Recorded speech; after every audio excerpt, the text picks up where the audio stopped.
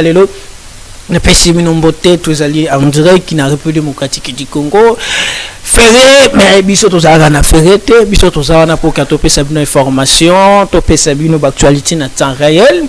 Assemblée nationale motion de défiance contre M. Jacques-Mène Chabanier qui rejeté na ba député na Assemblée nationale les ali parmi ba thématique tozali komeka kosolola nango na émission ya lelo to komeka kobeta moi ba actualité belé nango to komeka pe kolobela par rapport ya sorti ya gouvernement je crois to kobeta ngo na émission lelo toujours sur lango matondo mingi na batu nyoso bozuli bakwa kuanda biso na bikelo les ali ferré bozali na bandako malheureusement batu commune mususu bazali na couranté commune pe mususu maizalité nzamba sunga bino ba téléphone ekoma ata pe ba pesa téléphone ba méga yango ekoma lokwa na bato ba réseau ba komo yiba komo beta biso 12 ça dit que non tie méga na yo kala mito moni ka ke sili omona kaka bo salele ka on pété sili nzamba batela Congo abimisa biso na makambo Israël ba souffraki pendant 400 ans jusqu'à ce que nzamba ki ko défendre Israël.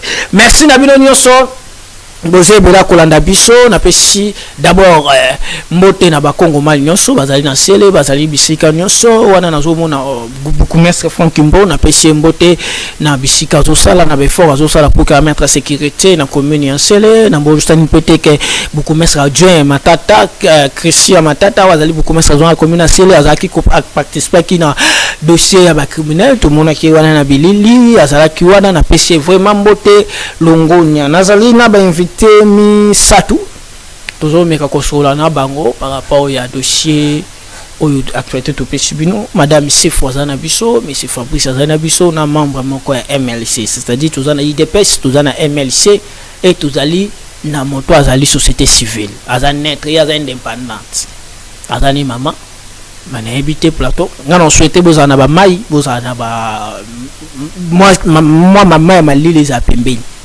So t'en fais à makasi non tout continuer kaka maman c'est faux non banana ndekolanga Fabrice Chamboni boni santé boni IDPS non d'abord c'est là na boni IDPS parce que ba pesi bino autorisation te buya ono ya IDPS même te soko ko so lo bango ono IDPS ko kwa simo be koma boni mboka. Bonjour, merci beaucoup. Merci beaucoup, je suis ravi de me retrouver une fois de plus na plateau Oyo. Pour parler République et à l'île de Fabrice Kalonji Changoui, nous parlementaire de vous, président parlementaire de vous à IDPS, P communicateur et à IDPS. Je salue le secrétaire général Augustin Babouya, à l'Ikolanda Bisso à partir de quelque part à l'Imete, na Pessimbote na président ndeko Adolphe Amisi Makutano wayalina mubembo owa utaki kosala intervention nukoloma lobby avant vote salema na niveau ya Assemblée nationale pona koyebisa ba député à IDPS que n'était la ligne à suivre parce qu'il y avait des gens au balingaki ba créer une confusion oh non quand elle et aller contre ministre à l'intérieur, tout ça, ça ne profite à rien. L'UDP, c'est un parti qui nous appartient tous. Le ministre est à nous. Et je salue tous les autres combattants, sans oublier le grand pionnier à l'UDPS, Félix Médard Kankoumouloumba.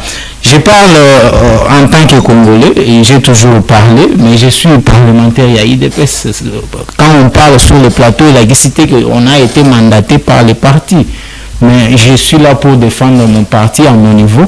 Je crois bien que la santé politique n'a qu'à parti Nabiso et Ali Malamu honte à ceux qui voulaient qu'on diaboliser les combattants à parti au nord, contre ministre, appuyer ministre. Tout ça ne profite pas au parti parce que le chef de l'État continue à prôner union. Et là, sur ce plateau, je demande à tous les jeunes IDPS, tous à la unis pour le rayonnement, pour l'intérêt de notre très cher parti.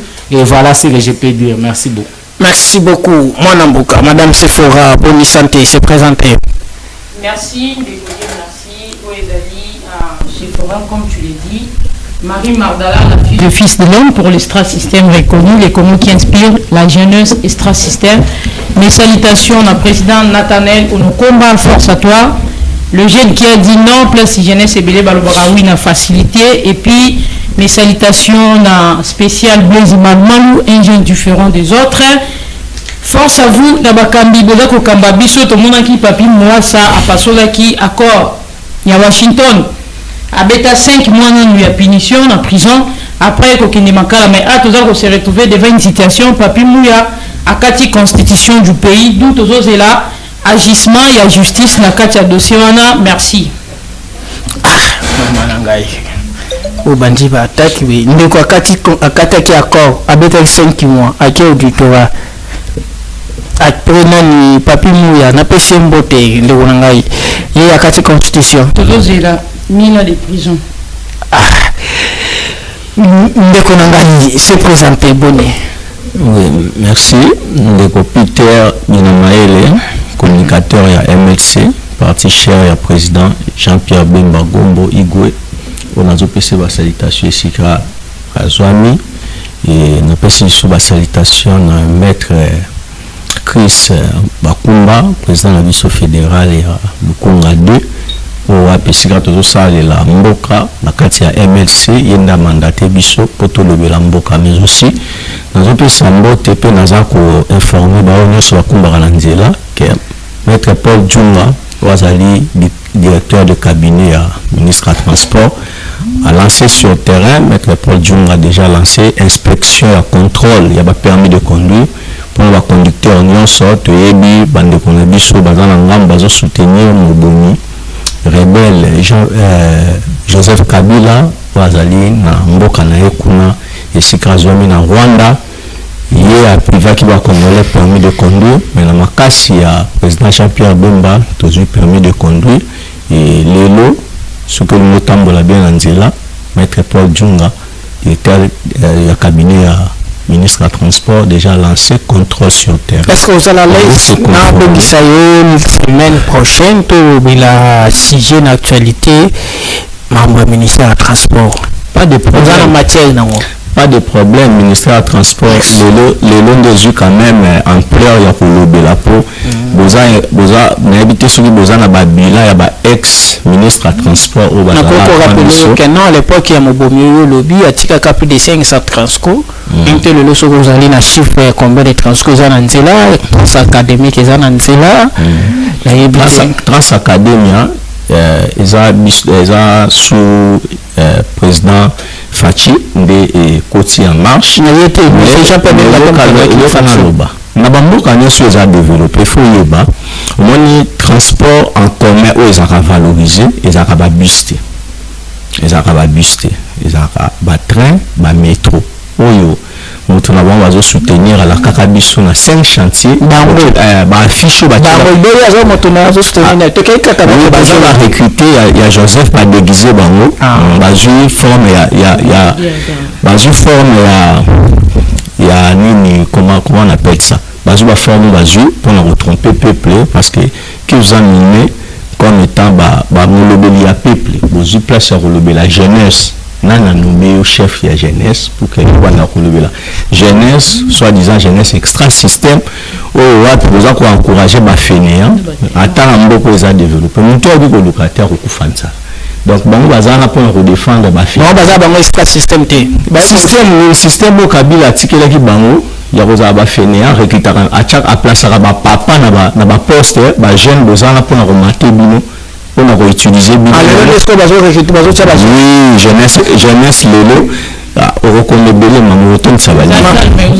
Ça va livre. Voilà mon s'il vous plaît pas déranger débattre. Donc na lobby que sous Kabila, tu vas pas mutamba le va deux oiseaux défendre. Et ça Félix Tshisekedi n'a valorisé mutamba. Grâce Coutinho Zana et ainsi de suite. Vice-ministre des Affaires étrangères. Ce sont des jeunes qui vont valoriser. Donc jeunesse a eu place naïe.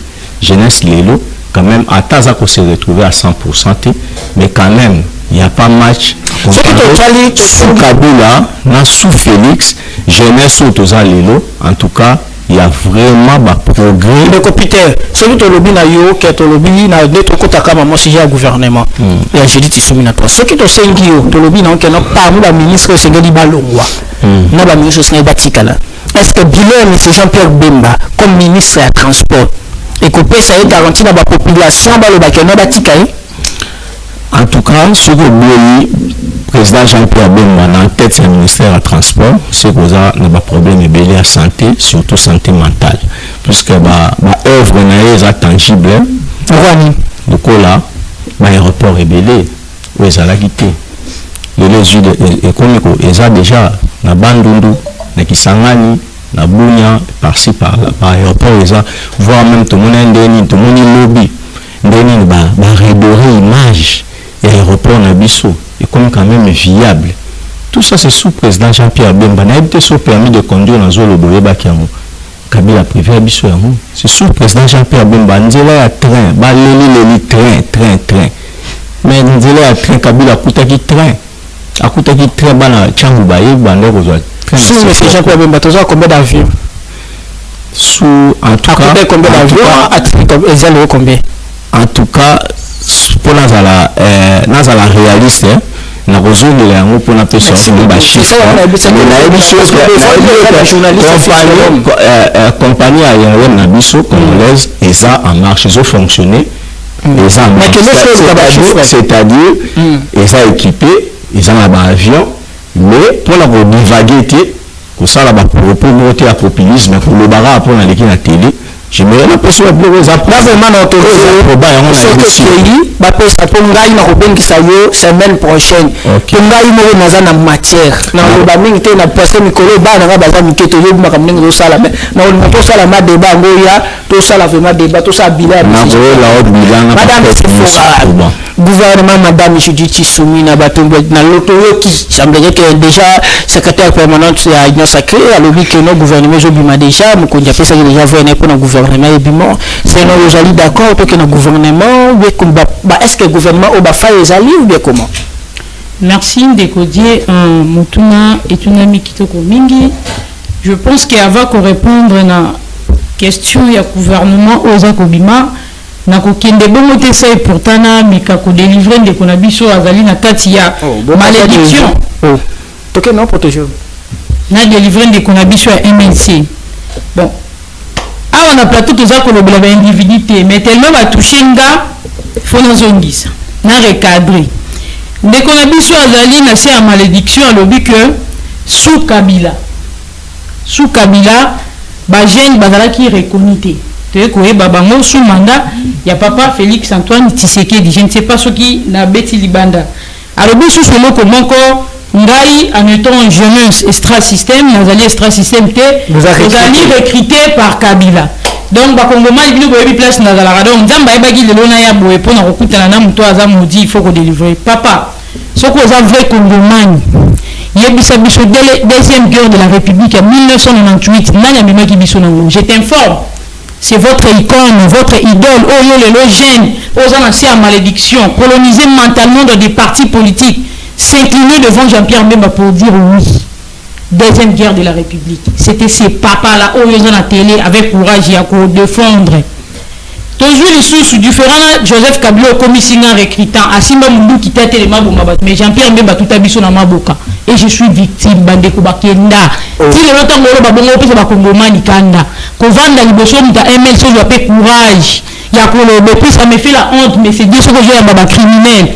Ce qui est le loi en effet, criminel, les hommes c'est là.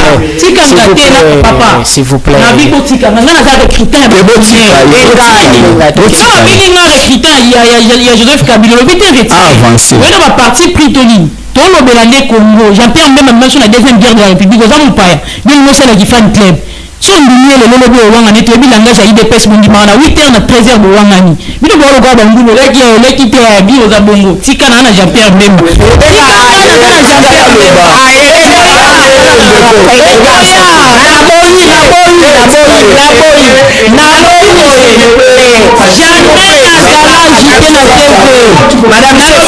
S'il vous plaît, papa Jean-Pierre Bemba, yo côté mon nengeni, nos journalistes étaient pour se n'en retiré.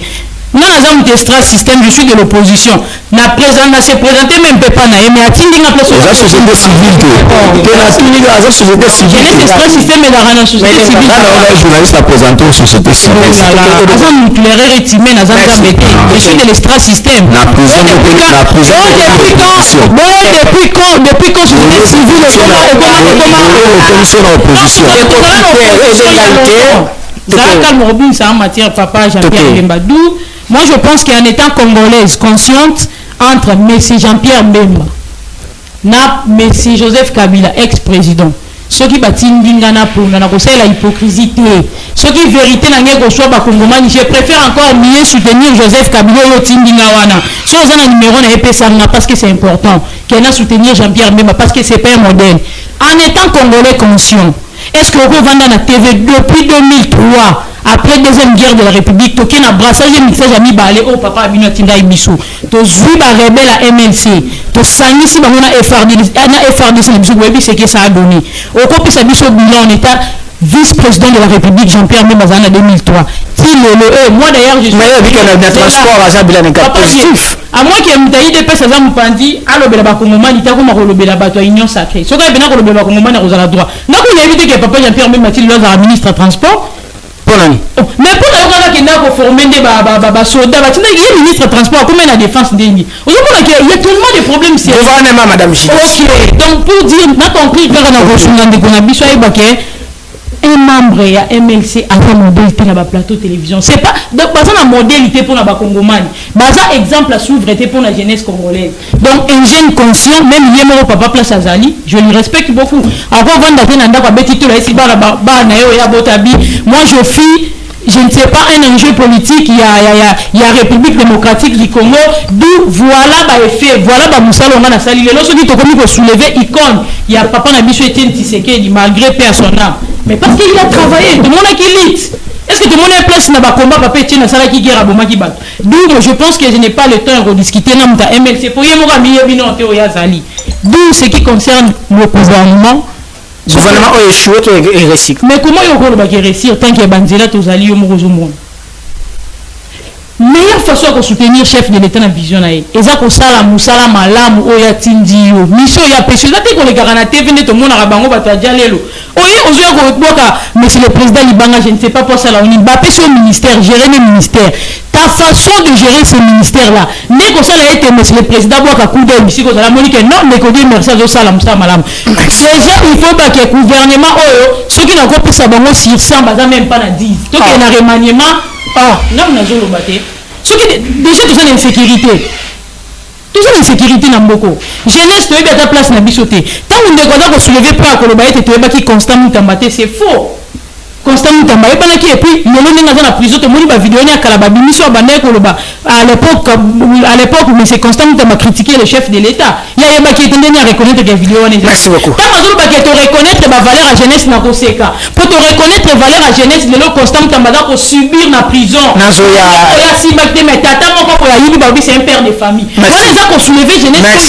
Merci. Soulever pour soulever la valeur. Merci. La distraction, toute la jeunesse s'inclinera devant les autorités morales pour dire non. Moi, Mboka. Dossier à gouvernement. Pour qui déjà, professeur Mbata Lobi, déjà que non, mon compte à Lobi qui a remanié fait Salama. Et pourquoi remanier fait Salama? Est-ce que le gouvernement, madame Judith Choumine, a des récits, madame Mission, ou bien est failli? Merci pour faire Salama Loba. Je conseillerais aux invités qui sont sur ce plateau, alors aux débatteurs, il y a beaucoup d'estime et de considération pour l'IDPS qui est mon parti dans lequel j'évolue.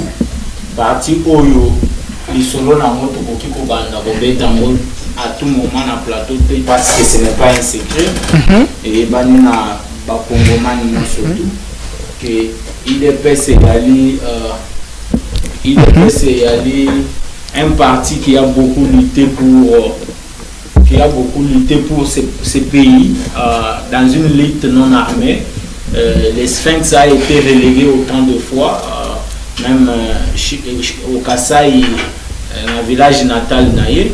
Alors, Lélo, même Madame si elle arrive à parler au peut-être tout ce qu'elle a dit sur ce plateau sur lesquels je ne voudrais pas revenir, c'est parce qu'il y a un certain Félix Antoine Tshisekedi Tshilombo où il a démocratisé la République, où il a libéralisé parole, la liberté d'expression est commise sous Félix Antoine Tshisekedi une réalité. Tout le monde peut passer sur le plateau de télévision ou alors sur la place publique, dire tout ce qu'il peut dire sans être inquiété. Voilà pourquoi moi si Azali en France a comme même un niveau à toucher un parti au pouvoir, et je vous assure qu'elle sera libre, à l'aise dans tous ces mouvements, ce qui n'était pas le cas avec les dictateurs où Ayali pour prétendre qu'on soutenir. Je suis même estomaqué que madame devant moi qu'on senga nandeko ya MLC ceux qui a la ligne numéro ya monsieur Kabila après ça y est, en tout cas ça fait trop mal au regard des nombres de morts oyo bandeko na biso bakufaki na Goma mukolo M23 AFC soutenu par Joseph Kabila, financé par Joseph Kabila, ça fait trop mal. Il y a un plateau où on moi si il y a eu s'azarder ko senga numéro il y a ancien chef de l'État, seigneur de guerre, bourreau ya bakongomani, monsieur Joseph Kabila. Si vous en tenez au nombre de morts auto-enregistrés qui n'a Bukavu, sans compter ceux qui meurent tous les jours ici, na Nyiragongo, na Masisi, na Rutshuru, na Kanyabayonga et un peu partout à Calais, c'est trop mal. Et ceux qui me disent que moi, si à Meki, par exemple à l'Est, je ne crois pas qu'on la laissera libre. À l'Est, par la population, je parle bien de la population. Imaginez-vous, vous êtes dans une maison rebelle à Koti, à Kati Papa Moutou, à violer maman, après violer maman, éventrer maman. Et tant que vous avez une investigation, vous comprenez que c'est Kabila qui est derrière ces tueries, ces massacres. C'est qu'une certaine Congolaise sur une chaîne de plateau, il y a eu comment blague. Ces morts-là ne lui disent absolument rien. En tout cas, j'ai la chair de poule. Je salue toutes les âmes perdues ici de cette barbarie, soutenues par l'ancien chef de l'État devenu rebelle Joseph Kabila. Pour revenir na Oyezali Likambouya gouvernement, c'était quoi la question? Gouvernement Oyo. Ouais. Professeur Mbaka Lobi qu'elle va aval et payer gouvernement pour résoudre ça, c'est que non, c'est tout à fait normal, c'est un exercice normal, même dans tous les autres pays du monde. Remaniement ou soit changement, il y a quelques têtes et ça les ce n'est pas aussi interdit par la loi et parce que la constitution est la loi mère où il y a eu qu'on régit la République et péquicité si le chef de l'État trouve bon qu'à un moment donné de la vie il peut changer certains acteurs par rapport à occuper un poste au sein du gouvernement. Le gouvernement soumis à deux, il y a certaines figures qui se sont distinguées. Le gouvernement dans l'ensemble, en général, et c'est que vous avez réussi. Le gouvernement soumis a réussi, soumis à deux. A réussi à un certain niveau, mais il y a certains couacs. Ce qui n'a compté gouvernement, n'a côté va. Au côté, ça va même 5 sur 10. 5 sur 10, c'est la moitié. Oui, je leur donnerai la moitié. Raison et Aliboué. Il y a d'autres secteurs, mais par rapport à la thématique, il faut attendre. Il y a certains secteurs, dans le gouvernement soumis au automoni, nous salé malam. Moi, je peux te donner l'exemple, il y a secteur minier, où on est en train de remettre de l'ordre, Bissika et Belé. On vient d'ailleurs d'arrêter Naïtoui. On vient d'arrêter un conglomérat chinois. Exploité de manière illégale mine congolaise. Salutation à ministre Watum Kabamba. Cela c'est sur l'ensemble du territoire national. Excusez-moi. On est en train, parce que vous voyez bien que l'insécurité à l'Est est causée par nos minéraux, nos ressources géologiques, nos ressources minières. Et on a un warrior qui est M. Watum, qui est en train de faire tous les efforts possibles dans ce secteur-là, mon frère, ozala olingaka pouvoir, ozala olingaka te. Si vous êtes raisonnable, si vous êtes rationnel, vous allez témoigner que le secteur minier, en tout cas, c'est un succès. Alors, voilà pourquoi je tenais 5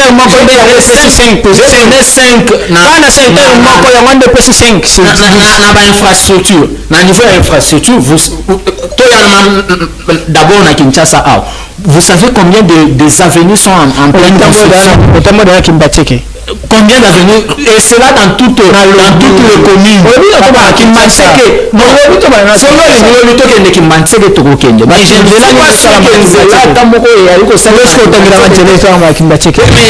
Je dois te ramener les éléments à la prochaine émission. Le secteur et infrastructure et fonctionner malade. C'est sur l'ensemble du territoire national, dans toutes les provinces, on nous assure, on nous montre les images, comment les avenues, les grandes routes d'intérêt national sont en pleine construction. Merci beaucoup. Nous devons Peter. Na pesi nous bede voix. Boza boso boyo na bele mapona mo kota te. Je crois que les mecs étaient mona kota na ba mona tout la bien étaient nga avant la émission na préparera bien. Moi Mboka Peter par rapport à la motion de défiance contre M. Jacquemain Chabani où ils ont rejeté l'Assemblée nationale lobby. Premièrement, on a satisfait comment on a motion na ndenge ba rejeté tiango est-ce que politique et joie qui lobby ou bien démocratie c'est joie qui lobby dans l'Assemblée nationale parce que dans la dit il y a des députés à sala qui motion lobby ngai na sali par ngai pour population a souffrir metika libino. Merci nous 5 minutes. Merci Ndeko. C'est quoi que ça va permettre pour permettre ngai de zone de la ngana sujet. Merci. Malabu Ndeko, en tout cas toilettage est simple, c'est facile. Donc on zone ya un sujet pour sujet pesant au simple. Ndeko langa mwasi talanga na miso. Talanga. Na sengio talanga la matoi. Tokenda biso talanga. Na lobi boyi. Kabila oyo le ko soutenir ko vanter na télévision etandoike malembe Ndeko. Kabila oyo ko vanter pe ko soutenir na tandoike. Est-ce que yebi que Kabila à la chef à M23 ndenge Kagame a confirmé? Est-ce que yebi que ndenge Ndeko tikoloba ke bande kuna biso ebele baza ko kufa baza ko souffrir baza na kati en prise bazo vivre comme en enfer pour la Kabila oyo ko soutenir oyo o rencontrer na ba fait parce que tous en émission bazo landa biso tongai na l'action ba élément au moins Mboka Jean-Pierre Bemba zo sala il faut s'arrêter à réhabiliter 30 transfert 30 entre Congo central na Kinshasa au Kosi et Zabomoté il semble que non permis de conduire le deuxième rambalo puta Kabila tika biso la permis de conduire il y a plus permis de conduire ça c'est ça le débat il y a fond le débat depuis Kabila a permis de conduire Kabila a tika biso Kabila permis de conduire et Espérance si j'ai bonne mémoire depuis 2016. Il faut préciser depuis 2016. Donc tu as permis de conduire c'est sous Jean-Pierre Bemba le la train biso ko na Kintsuka. Mais quand je tiens Kabila on était sous Jean-Pierre Bemba mais c'est pas sous Félix ou sous Jean-Pierre Bemba. Non parce que sous Félix tu sais que dit madame pour déranger on a rencontré dans Nyonso antique le remonté sous pouvoir il y a Félix Tshisekedi na en tête il y a ministère il y a transport tout ça la leadership et management il y a Jean-Pierre Bemba. Il faut raison pour laquelle nous avons fait sa précision dans les détails nous avons expliqué que lorsque Jean-Pierre Bemba est en tête du ministère réalisation ils allaient indiscutable sur le terrain c'est pas pour rien que peut sa moto à coordonner l'activité humaine le quoi corridor où tout ça on peut aller le tout pas peut son modèle tout ce que bien sur l'action et ça ensemble d'infrastructures rebelles qui permettent que surtout ça ouverture rebelle surtout côté économique c'est-à-dire bah ça la port il y a même en eau profonde bah ça la bandila bah ça la bandila bah train tous ces accords coordonnés par président Jean-Pierre Bemba donc il y a un coup de éco booster encore makasi économie la biso parce que ce que évite mon idée tout son ba bio cher pour l'année bah impôt mataka parce que bah bateau ya minene ils ont la moitié ya kokoma na ba port na biso tout ça na ngo ya matadi na ya boma et ce que dans la katikati kuna ya mer raison pour laquelle bazwakasko bateau soit mkeke na kakuna na katikati ya océan décharger biloko et non transport wana ça coûte trop cher yango wana bazosala siko port ya monene na explique eux esalaka babato soki ye ekoyamba moko ekiti mpa na biso bataxe oyo ezalaka supplémentaire ekolongwa tokozala facilité ya kozwa biloko ebele et wana ezali réalisation ya monene oyo bapesi biso tosala donc nakorencontre alobi aza confusionniste nayebi te so bobibeli wapi en même temps président Jean-Pierre Bemba aza na défense en même temps aza na transport non oza peut-être informé avant azala na transport azalaki ministre ya défense peut-être oza na confusion yebite aussi oévoqué makambo ya olobi soki biloko bongo ya barébellion tout ça biso totikaka kosala rébellion te yoka azala discipliné totikaka kosala rébellion te chef na yo Jean Kabila à part Minduki Kabila politiquement parlant aza forte à part kosimba Minduki Kabila koma na mboka oyo na nzela ya Minduki AFDL bakota AFDL baya mission rwandaise pour la ligne koya kozula Rwanda possession ya mboka oyo pour Rwanda banda ko exploiter et lorsque oya kosa ke aza papa na ye amona ke plan wana eza mabe nde aluka de jouer bango yango baboma Kabila le père nde Kabila tikali to de bonne foi to mone bon aza enfant adoptif to soit quand même ye peut-être que aza éduqué wana bo manga vraiment aza éduqué mais Kabila c'est l'unique ancien chef d'état oyo akoma rebelle asima Minduki eza Kabila donc il y a pas Minduki au moins demande ko vanda ndiye to ndoka tsaka Kabila za mayele silence à Kabila bandé ko laksa biso kaza mayele par là je félicite beaucoup président Fachi alobi si au moins de la loba so na sisi ko loba Kabila obi bon ça sortie médiatique pour aller rencontrer la Kabila ko bi ko loba le ko la ye en donc so na lobi ne na sisi bo Kabila pe fois loba nani président Félix a déboulonné Kabila, a démasqué Kabila Kazalaki todo vide, azaki rien, azaki coquille vide. Après sortir de la tiko de Kabila on va rencontrer là, il y a encore beauté. Kabila sous parole, avec répondre là. Donc pour la gouvernement, pour la motion wana politique jouer ou bien démocratique, tout le monde a conditionné sur la média. Tolandaki plutôt motion ya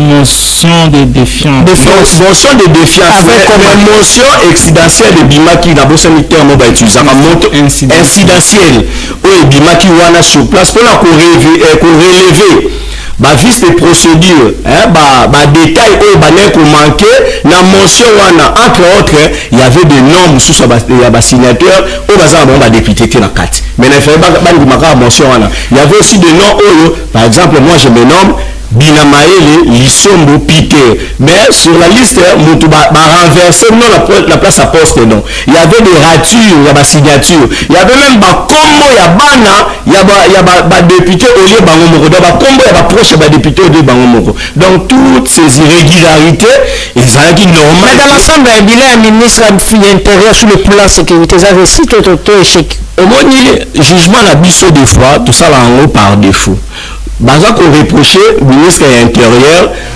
to la criminalité mati mais la plupart ou la majorité ya ba criminels ce sont déjà des arrêtés ce sont des bateaux déjà ba juger bango ba condamner mais bateau na bazo bima poani so la ndi ba procès bazo kanga bango à la suite ya episode lorsque ba bandai ko na bango vers prison centrale ba s'évader ba msusu ba loba ba katela ke jugement il y a 6 mois yango abima la justice aussi a un parti prenante ça va dire le ministère intérieur a tangi justice a libéré mais comment pour s'apprendre à 100% ça pour autant que tenir compte aussi n'a pas point nous sous pour affaiblir le ministère intérieur ne nous pas réclamer pas moyens à faible donc tout ça les a complexe pour la juger que à fort ou pas gouvernement a une motion contre le ministre intérieur et ça qui est rejeté dans l'Assemblée nationale c'est non politique jouer ou bien démocratie dans l'Assemblée nationale. Merci Ndekodier. Je pense qu'à la prochaine fois, sur Bengi Bisso, ceux qui ndekwa MLC kozala il faut que mimela biso musala nzambe moko ya nguya mingi pour apparemment délivrance na yezo senga maboko batebili. Na ebité ceux qui est pas d'accord faire partir na kati ya ba fou du roi ou comment. alingi kotanga ba discours et là apparemment na moni discours on est va préparer par rapport à l'élection 2028 on va remettre la population bon Jean-Pierre Bemba on a candidat 2028 la province bah il faut informer biso pour apparemment discours on attend ngombe mon pas discours on otanga comment ça va confiner la diversité c'est non tu peux ça dire que président Zana on a comme même pas na Canada on a côté na yena tika ngamba renvoyer des pèses je vais dire une chose discours azotanga MLC za mouvement citaté tanga ba discours wana et puis batu batanga ngo bien na ba français ba gros mot wana makasi ko leka MLC bazali résultat na monga noto yebi soka za na bonne mémoire encore rappeler biso message à Pierre Bemba na discours na yé tanga ba PCA ministère ya transport il nous a promis combien d'avions na minute tozana combien secteur oyo azobetela tolo ya train bane bandi koleka to mona ngaba un quart ya mito apamba et mo jumo mito kangama kuto atiki dikono basai je ne sais pas image circulaire qui non tout dans l'ascenseur ce sont ces genres de personnes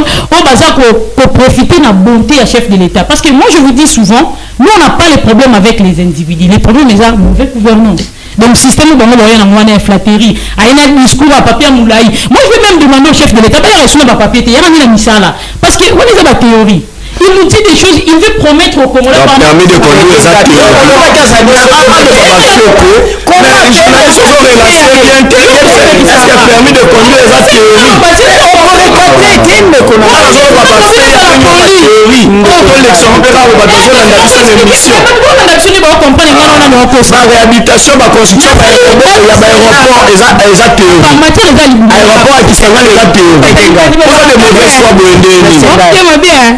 Ah, papa na ngai yo attaqué la personne les ato ba fait yo l'action ba fait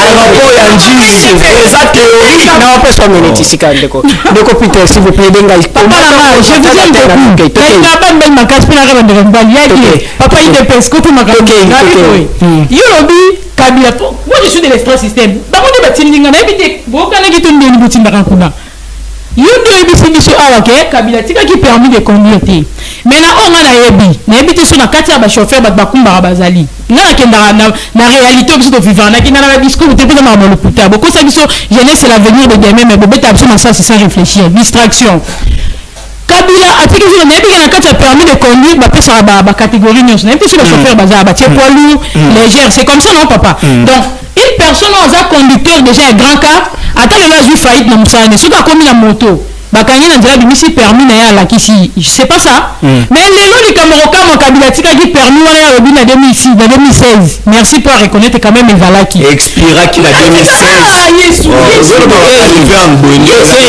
merci expira qui la 2016 oh reconnaître wana quand même ezalaki nde expiré d'ailleurs bonne foi atika ka on a $25 avait expiré lelo oyo na système na bango il y a papa Jean-Pierre Bemba que j'aime beaucoup le papa le plus vieux de sa génération permis na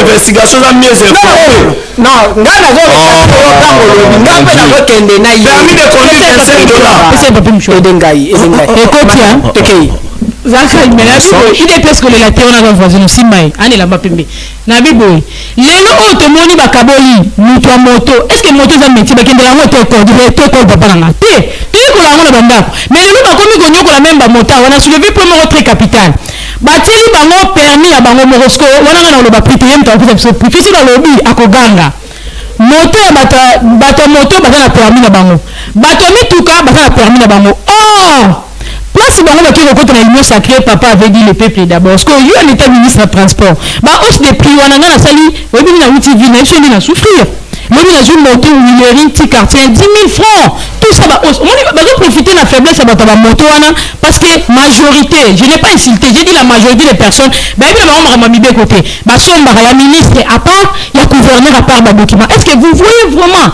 ministre de transport papa Jean-Pierre Bemba moto tinelinga awa hein papa nanga il faut qu'à Sony, un Congolais conscient ne peut plus venir dans un discours à l'hôpital. Et moi je pense que pour t'encourager d'ailleurs, il y a ça sous bien ça là.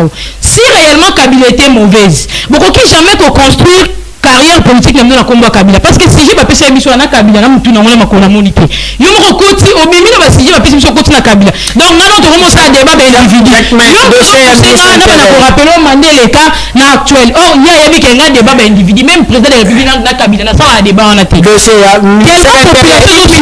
bino bato ya transport boza ko faire partie madame c'est pas papa na ngati sala na droit aux yeux merci il faut na toujours clair boza bato lokuta Jean-Pierre Bemba n'est pas un modèle pour la population congolaise dossier il y a le ministre intérieur mais que c'est donc il y a dossier ministre intérieur baza ba voisin na bangoti comment sécurité za mboka yo monango mwana moto batazu moto na passe d'abord c'est pas un métier ba pesi yango na pasi ba individu ba koma kotambola na bateni ya ba FARDC on ne sait pas bazora wapi na bateni ya police minduki bazora wapi ko braquer biso donc moi on entend vivre te toza chômage paye na crime au commerce na ngamuke moi coup de main je sors à la rue so ba kuluna ba botoni na te ba policier ba botola ngazwa chombo tika kinde so na raté ba policier na kuta ba FARDC on a mis pour faire moi que ba miso baza ba civil bazande doté na bateni bazwa kango wapi papa Chabani Jacques Chabani hein papa Chabani oh mwana yo molobeli ya jeunesse congolaise mobimba donc papa na ngana za en face muta Jean-Pierre Bemba so kana na moins de 45 ans na za molobeli na ye na sengi boye OK kopema otika biso na bande ko Jean-Pierre Bemba toute possession wana mboka la RDC a besoin de guider merci dossier à Jacques Chabani selon you politique est jouée ou bien démocratie ça na kati na Assemblée nationale parce que to okaki ke balobel ba décart même na kati IDPS ya ki ba décart. Merci beaucoup. Je venais d'ailleurs de balayer cette question par rapport à Makamouya pour créer confusion au sein du parti. Vous avez vu que tout le monde qui traverser un moment de difficulté, un moment de turbulence au secrétaire général Augustin Kabouya. Je disais ceci. Qui traversait un moment très très difficile au sein du parti et ça là que le secrétaire général Augustin Kabouya à tout moment il était en train d'appeler à l'unité, il était en train d'appeler à la fédération de force entre tous les fils.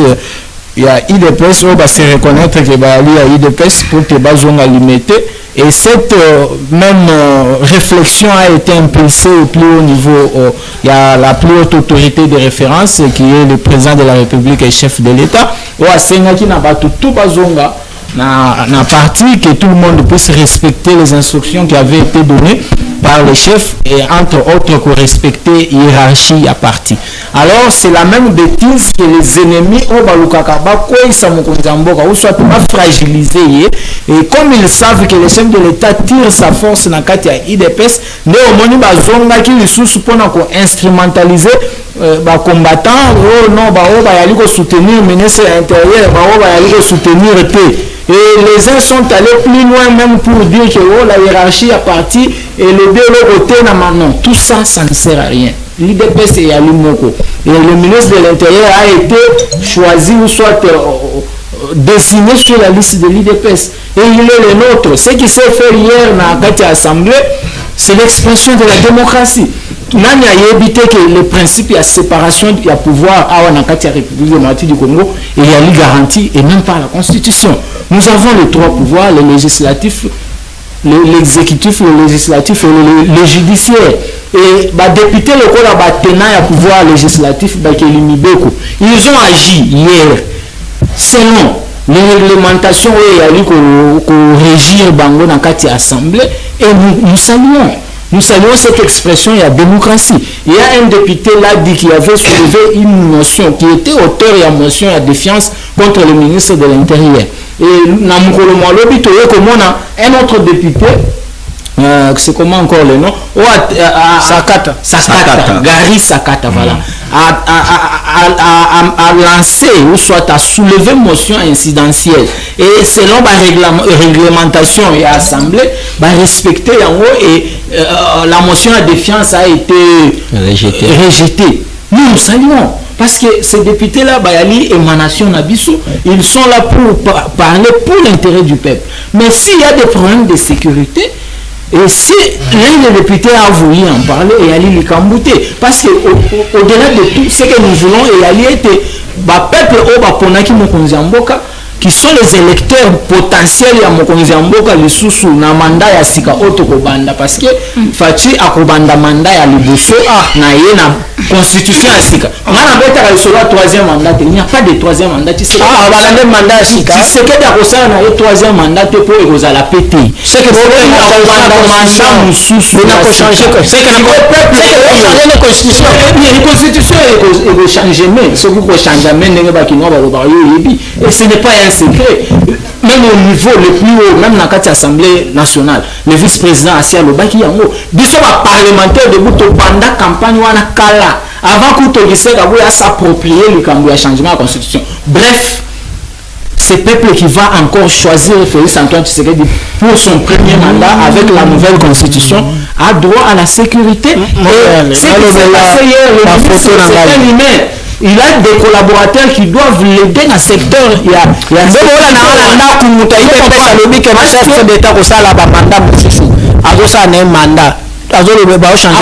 mandat ya liboso avec une nouvelle constitution il y a l'insécurité qui ne sait pas que le peuple est télémela qui Tshisekedi na palais du peuple tout un bain de foule ko yemba koloba ke Fachi tolingo au sala mandat mususu na mukolo ba léopard qui ou déjà population ensemble mais c'est la population congolaise le peuple congolais mon frère pour couper court na débat ce qui sera le mieux chacun peut donner son avis par rapport à cette question. Moi mon avis en tant que parlementaire debout il y a l'IDPS et il y a lui qui est changer constitution mais pour couper court à toute spéculation je vous dis que il y a un référendum le référendum de bisika wapi peuple a koloba oui ou non par rapport à constitution ya sika et ali likambute soyons calmes soyons patients et le peuple congolais va se prononcer quant à cette question mais bokolo bananga ke na ya ligi et na ya prophète or okotikala ko mona ngana lati sambala te pona prophète na kaka boye après vous allez me donner raison na ngina lobela dossier ya communicateur moko IDPS na fanda ki silence Nikole Bele namona ki silence wana to banda kozela makambo yango ekende lelo ezali pasi mpe mawa komona moko ya ndeko ya baIDPS parlementaire debout oyo abengami na Patro Tsuka les défenseurs jusqu'à présent ngai fils de l'homme nazoluka même numéro na ye nabengaki elekaka te toyebi te soki azalaka wapi moto à défendre jeune des émissions oyo ndeko wana défendre parti na bango tin na dernière minute attaque mwana ndeko wana kobima défendre mais lelo azali lokolo bane lokola livré lokola poste Pilato ndenge alivraki Yesu s'il s'agit que ndeko wana asalaki mabe si supposons qu'askendaki asalaki mabe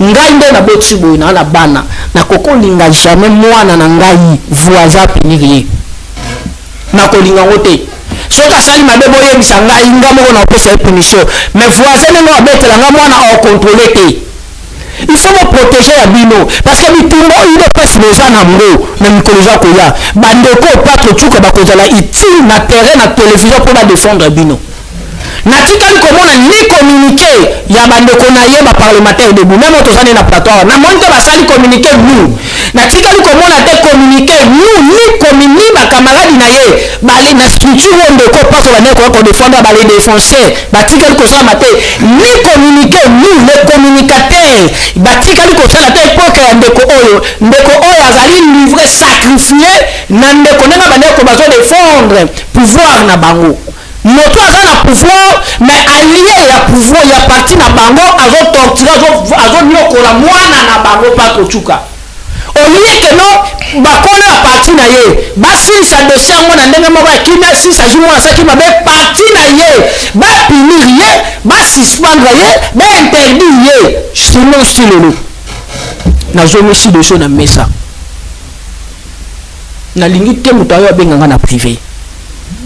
Merci beaucoup mon gars. Tu as une photo de Konabiso Iaïa, trois des photos de Konabiso Iaïa, force du progrès à base moteur Fikin, à Fikin, force du progrès à Fikin, bazali na activité monene ko sala le 25 juillet na le 25 juillet 2026 oyo na terrain ya Mefe na Lemba à partir ya 10h oyo ndeko iya azo saluer ba partenaire o bazo ko accompagner lokola ministre na biso ya santé na ministre na biso ya finance oyo bazali parmi ba partenaire majeur na yende ko iya force du progrès wana abengisi wana bomoni ye na Dudu Fwamba ils avaient photo bomona ye na ministre la santé ce soit bat oyo bazali kotindika ye na sima asala meeting wana ya kolobela par rapport ya changement ya constitution le président il y a force du progrès major général Kamalondo Fikin babengisi bandeko nyonso ozala du progrès ozala yete Dudu Fwamba ye wana tena photo ayebisaki ngai lobi akozala wana na activité wana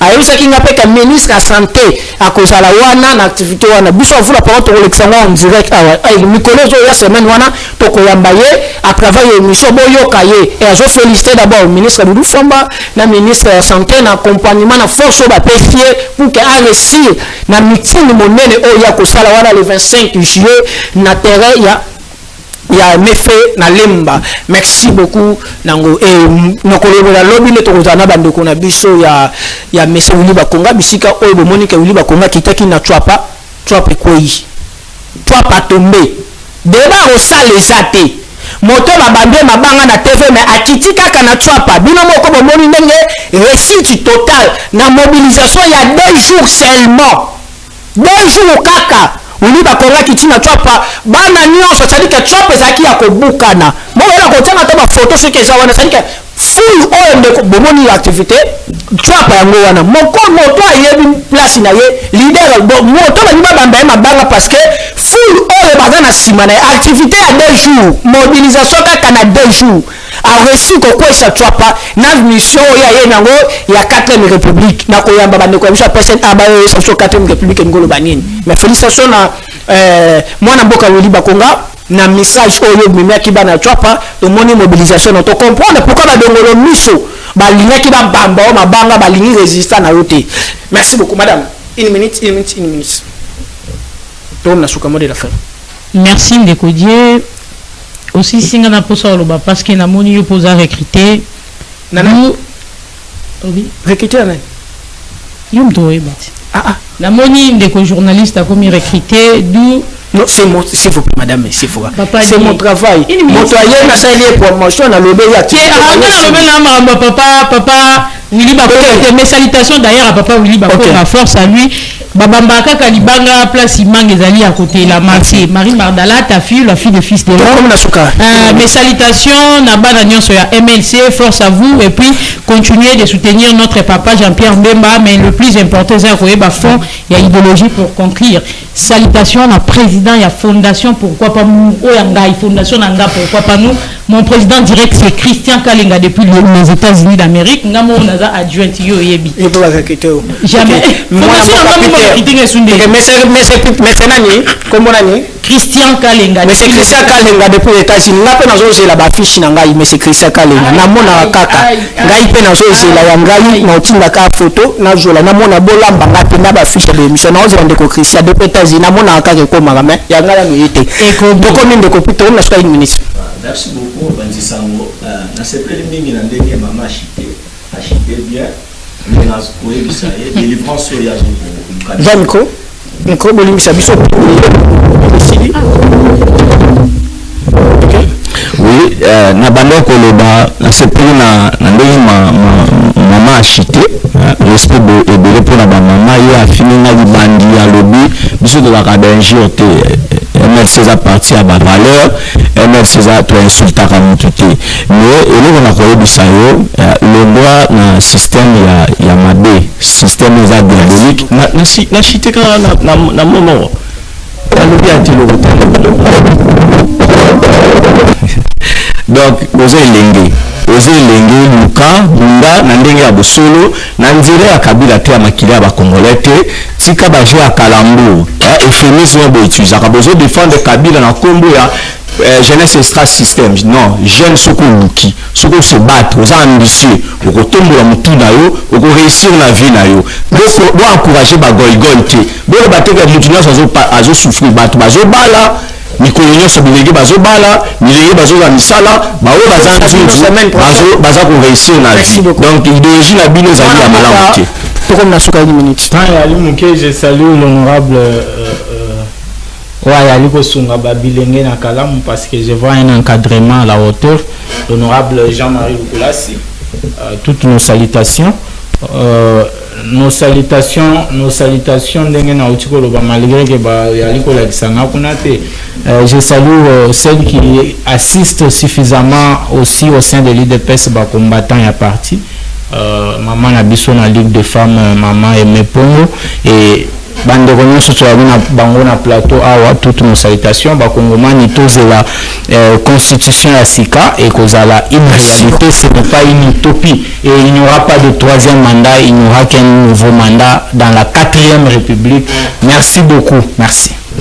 Matono mingi bozaki ebele ya kolanda biso rediffusion ezali na 21h na même chaîne. À vous la parole ezala chaque jour et lobby je crois que tokoki kozala na ndeko na biso Théo oyo azali conseiller ya secrétaire général Augustin Kabuya tozozala na ye déjà quelque part awa na émission parce que naza vraiment na besoin ya bango pour que tofungola maboke tobeta lisolo. À vous la parole eza wana matono mingi mois de mai toza na vision mosusu objectif eza mosusu biso tozo continuer mosala tozo koba na mission toza nango toza concentré. Merci beaucoup ndeko nanga pa totuka place ozali à toza na place ya pasi toyebiso courage. Pour continuer. Tout le monde a mis le lobby, la même heure, même chaîne.